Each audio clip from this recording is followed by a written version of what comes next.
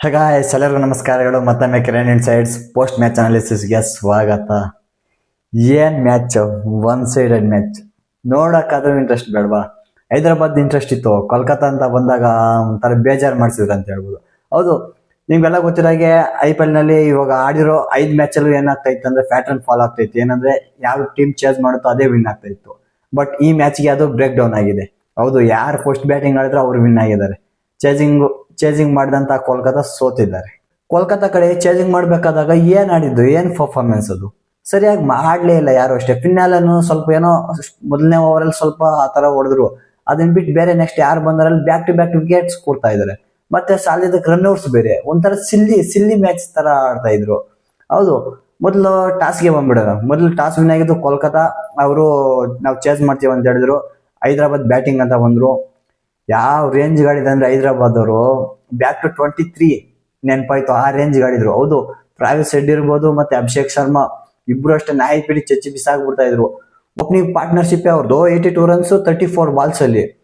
ಯಾವ ರೇಂಜ್ ಹೊಡೆದ್ರು ಅಂದ್ರೆ ಅಭಿಷೇಕ್ ಶರ್ಮಾ ಹೊಡೆದ್ರು. ಆ ವರುಣ್ ಚಕ್ರವರ್ತಿ 5ನೇ ಓವರ್ ಹಾಕಕ್ಕಂತ ಬಂದ್ರು, 25 ರನ್ಸ್. ಒಬ್ಬ ಸರಿಯಾಗಿ ಆಡಿದ್ರು. ಹೌದು, ಈ ಸೀಸನ್ ಲಾಸ್ಟ್ ಮ್ಯಾಚು ಇವ್ರ ಕೈಲಿ ಅಷ್ಟೊಂದು ಆಡಕ್ ಆಗಿದ್ದಿಲ್ಲ. ಈ ಮ್ಯಾಚ್ ಮಾತ್ರ ಸಖತ್ ಆಡಿದ್ರು. ಇವರು ಟ್ರಾವಿಸ್ ಹೆಡ್ ಅಷ್ಟೇ ಸಖತ್ತಾಗಿ ಆಡಿದ್ರು. ಟ್ರಾವಿಸ್ ಹೆಡ್ ಬಂದು 46-21 ಬಾಲ್ ಅಲ್ಲಿ ಆಡಿದ್ರು. ಮತ್ತೆ ಕಾರ್ತಿಕ್ ತ್ಯಾಗಿಗೆ ವಿಕೆಟ್ ಒಪ್ಸಿದ್ರು. ಮತ್ತೆ ಅಭಿಷೇಕ್ ಶರ್ಮಾ ಬಂದು 48 ರನ್ಸ್ ಹೊಡೆದ್ರು 21 ಬಾಲ್ ಅಲ್ಲಿ. ಮತ್ತೆ ಇಶಾಂತ್ ಕಿಶನ್ ಇಂದ ಏನೋ ಅಷ್ಟೊಂದೇನೋ ಅವ್ರ ಕೈಲಿ ಆಡಕ್ ಆಗಿಲ್ಲ. ಅವ್ರು ಬೇಗನೆ ಔಟ್ ಆದ್ರು. ಮುಜರ್ ಬನಿಗೆ ವಿಕೆಟ್ ಕೊಟ್ರು. ಮತ್ತೆ ಹೆನ್ರಿ ಕ್ಲಾಸೆನು ಸ್ಟಾರ್ಟಿಂಗ್ ಅಲ್ಲಿ ಅವ್ರ ಕೈಲಿ ಹೊಡೆಯಕ್ಕೆ ಆಗ್ತಾ ಇಲ್ಲ. ಬಾಲ್ ಟು ಬಾಲ್ ರನ್ನೇ ಆಡ್ತಾ ಇದ್ರು. ಲಾಸ್ಟ್ ಮೂಮೆಂಟ್ ಅಲ್ಲಿ ಏನೋ ಸ್ವಲ್ಪ ಆಡಿದ್ರು. ಬಟ್ ಅವ್ರದ್ದು ಇನ್ನಿಂಗ್ಸ್ ಬಿಲ್ಡ್ ತರ ನಾವು ಈ ತರ ಕ್ಲಾಸ್ ಅಲ್ಲಿ ಯಾವತ್ತು ನೋಡೇ ಇದ್ದಿಲ್ಲ. ಇದೊಂಥರ ಇನ್ನಿಂಗ್ಸ್ ಬಿಲ್ಡ್ ಮಾಡೋ ತರ ಆಡ್ತಾ ಇದ್ರು. ಬಟ್ ನಮ್ದು ಎಕ್ಸ್ಪೆಕ್ಟೇಷನ್ ಅಂದ್ರೆ ಕ್ಲಾಸ್ ಅನ್ ಕಡೆಯಿಂದ ಬಡಿ ಆಟ ನೋಡ್ತಾ ಇದ್ವಿ. ಬಟ್ ಇವತ್ತು ಸ್ವಲ್ಪ ತಡೆದಾಡಿದ್ರು. ಬಟ್ ಅವರು ಹೊಡಿತಾ ಇದ್ರು, ಬಟ್ ಅವ್ರಿಗೆ ಸಿಗ್ತಾ ಇದ್ದಿಲ್ಲ ಬಾಲು. ಆದ್ರೂ 35 ಬಾಲ್ಸ್ ಅಲ್ಲಿ 52 ರನ್ಸ್ ಸ್ಕೋರ್ ಮಾಡಿದ್ರು. ಮತ್ತೆ ಅನಿಕೇತ್ ವರ್ಮಾ ಇಲ್ಲ, ಮತ್ತೆ ನಿತೀಶ್ ರೆಡ್ಡಿ ಇಂದಾನು ಸ್ವಲ್ಪ ಲೋಯರ್ ಆರ್ಡರ್ ಅಲ್ಲಿ ಕಾಂಟ್ರಿಬ್ಯೂಷನ್ ಬಂತು. ಹೌದು, 39 ರನ್ಸ್ ಏನೋ ಬಂತು. ಮತ್ತೆ ಇನ್ನು ಅದು ಬಿಟ್ರೆ ಇನ್ ಯಾರ ಕಡೆಯಿಂದ ಬ್ಯಾಟಿಂಗ್ ಪರ್ಫಾರ್ಮೆನ್ಸ್ ಬಂದಿಲ್ಲ. ಪರವಾಗಿಲ್ಲ, ಒಂದು ರೇಂಜಿಗೆ ಬ್ಯಾಟಿಂಗ್ ಚೆನ್ನಾಗಿ ಆಡಿದ್ರು. ಬೌಲಿಂಗ್ ಅಂತ ಬಂದಾಗ ಬ್ಲೆಸ್ಸಿಂಗ್ ಮುಜರ್ಬಾನಿ ಅವರು ಒಂದು 4 ವಿಕೆಟ್ಸ್ ತಗೊಂಡಿದ್ದಾರೆ. ಬಟ್ ಎಕ್ಸ್ಪೆನ್ಸಿವ್ ಆಗಿದ್ದಾರೆ. ಬಟ್ ವಿಕೆಟ್ಸ್ 4 ತಗೊಂಡಿದ್ದಾರೆ. ಒಂದು ರೇಂಜ್ ಪರವಾಗಿಲ್ಲ ಅಂತ ಹೇಳ್ಬೋದು. ಮತ್ತೆ ವೈಭವ್ ಅವರು ಅಷ್ಟೇ 4 ಓವರ್ಸ್ ಅಲ್ಲಿ 47 ರನ್ಸ್ ಕೊಟ್ಟು 2 ವಿಕೆಟ್ಸ್ ತೆಗೆದಿದ್ದಾರೆ. ಮತ್ತೆ ಎಲ್ಲರೂ ಎಕ್ಸ್ಪೆನ್ಸಿವ್ ಆಗಿದ್ದಾರೆ.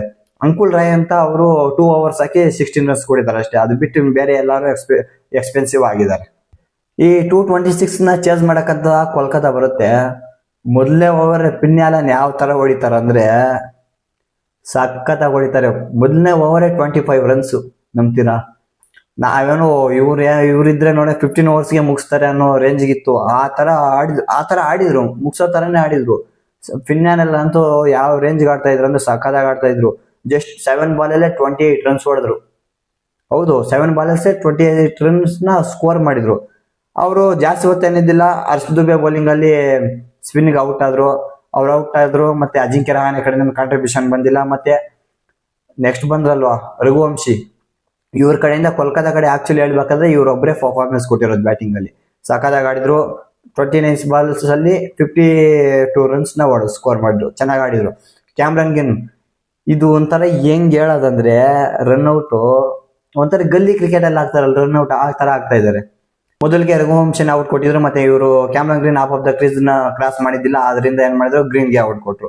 ಮತ್ತೆ ಇನ್ಯಾರ ಕಡೆಯಿಂದ ಅಷ್ಟೊಂದು ಕಾಂಟ್ರಿಬ್ಯೂಷನ್ ಬಂದಿಲ್ಲ. ಲೋಯರ್ ಅಲ್ಲಿ ರಿಂಕು ಸಿಂಗು ಅವರು ಒಂದು 35 ರನ್ಸ್ ಏನೋ ಹೊಡೆದ್ರು. ಅದನ್ನ ಬಿಟ್ಟು ಇನ್ಯಾರ ಕಡೆಯಿಂದ ಕೋಲ್ಕತ್ತಾ ಕಡೆ ಪರ್ಫಾರ್ಮೆನ್ಸ್ ಬಂದಿಲ್ಲ. ಇನ್ನೆಲ್ಲಿ ಚೇಸ್ ಮಾಡಕ್ಕಾಗುತ್ತೆ? ಚೇಸ್ ಮಾಡಕ್ಕಾಗಲ್ಲ. ಯಾವತ್ತೂ ಅಷ್ಟೇ, ಚೇಸ್ ಮಾಡ್ಬೇಕಾದ್ರೆ ಬ್ಯಾಟಿಂಗ್ ಪರ್ಫಾರ್ಮೆನ್ಸ್ ಚೆನ್ನಾಗಿ ಬರಬೇಕು. ಬಟ್ ಇವ್ರ ಕಡೆಯಿಂದ ಯಾರು ಅಷ್ಟೊಂದು ಚೆನ್ನಾಗಿ ಪರ್ಫಾರ್ಮೆನ್ಸ್ ಮಾಡಕ್ ಆಗ್ಲಿಲ್ಲ.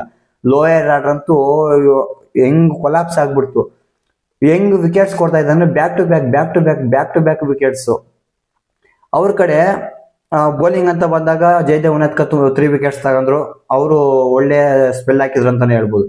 ನಾವ್ ಯಾವಾಗ್ಲೂ ಹೈದರಾಬಾದ್ನ ಬೌಲಿಂಗ್ ಅಲ್ಲಿ ವೀಕ್ ಅಂತ ಇದ್ರಲ್ವಾ, ಇವತ್ತು ಆಕ್ಚುಲಿ ಹೇಳ್ಬೇಕಂದ್ರೆ ಬೌಲಿಂಗ್ ಪರ್ಫಾರ್ಮೆನ್ಸ್ ಸಖತ್ತಾಗಿ ಕೊಟ್ರು. ಹೌದು, ಹರ್ಷ್ ದುಬೆನು ಸಖತ್ತಾಗಿ ಮಾಡಿದ್ರು. ಅವರು 2 ಓವರ್ಸ್ ಅಲ್ಲಿ 17 ಕೊಟ್ಟು 1 ವಿಕೆಟ್. ಮತ್ತೆ ಜಯದೇವ್ ಉನದ್ಕತ್ 3 ಓವರ್ಸ್ ಹಾಕಿದ್ರು 21 ರನ್ಸ್ ಕೊಟ್ಟು 3 ವಿಕೆಟ್ಸ್ ತಗೊಂಡ್ರು. ಈಶಾನ್ ಮಿಲಿಂಗ್ ಅನ್ನು ಸಖತ್ತಾಗಿ ಮಾಡಿದ್ರು. ಎಲ್ಲರೂ ಎಕನಾಮಿಕ್ ಆಗಿ ಬೌಲಿಂಗ್ ಮಾಡಿದ್ದಾರೆ. ಬಟ್ ಡೇವಿಡ್ ಫೈನ್ ಇವ್ರು ಫಸ್ಟ್ ಓವರ್ ಅಲ್ಲೇ 25 ಹೊಡ್ಸ್ಕೊಂಡ್ರಲ್ಲ, ಇವ್ರು ಸ್ವಲ್ಪ ಎಕ್ಸ್ಪೆನ್ಸಿವ್ ಆದ್ರು 2 overs ಅಲ್ಲಿ 35 runs ಕೊಟ್ಟಿದ್ದಾರೆ.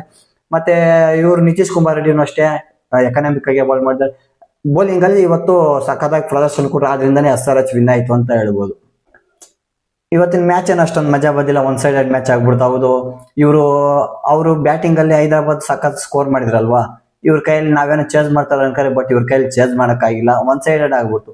ಏನೋ ಹತ್ರ ಆದ್ರೂ ಬಂದಿದ್ರೆ ಏನೋ ಒಂದು 10 runs ಆ ತರ ಸೋತಿದ್ರೆ ಏನೋ ಅನ್ಬೋದಾಯ್ತು. ಬಟ್ ಇವ್ರು ನೋಡಿದ್ರೆ 65 runs ಇಂದ ಸೋತಿದ್ದಾರೆ. ಇನ್ನೆಲ್ಲಿ ಮ್ಯಾಚ್ ಇಂಟ್ರೆಸ್ಟ್ ಬರುತ್ತೆ ನೋಡೋಕೆ. ಇದು ಇವತ್ತಿನ ಮ್ಯಾಚ್ ನ ರಿವ್ಯೂ ಆಗಿತ್ತು. ವಿಡಿಯೋ ಇಷ್ಟ ಆಗಿದೆ ಅನ್ಕೋತೀನಿ. ವಿಡಿಯೋ ಇಷ್ಟ ಆಗಿದ್ರೆ ಲೈಕ್ ಮಾಡಿ, ಶೇರ್ ಮಾಡಿ. ಯಾರ್ಯಾರು ಸಬ್ಸ್ಕ್ರೈಬ್ ಮಾಡ್ಕೊಳ್ದೆ ವಿಡಿಯೋ ನೋಡ್ತಾ ಇದ್ರು ಪ್ಲೀಸ್ ಸಬ್ಸ್ಕ್ರೈಬ್ ಮಾಡ್ಕೊಳ್ಳಿ ಅಂತ ಹೇಳ್ತಾ ಮತ್ತೆ ಸಿಗೋಣ ಮುಂದಿನ ವಿಡಿಯೋದಲ್ಲಿ. ಅಲ್ಲಿ ತನಕ you guys take care, bye.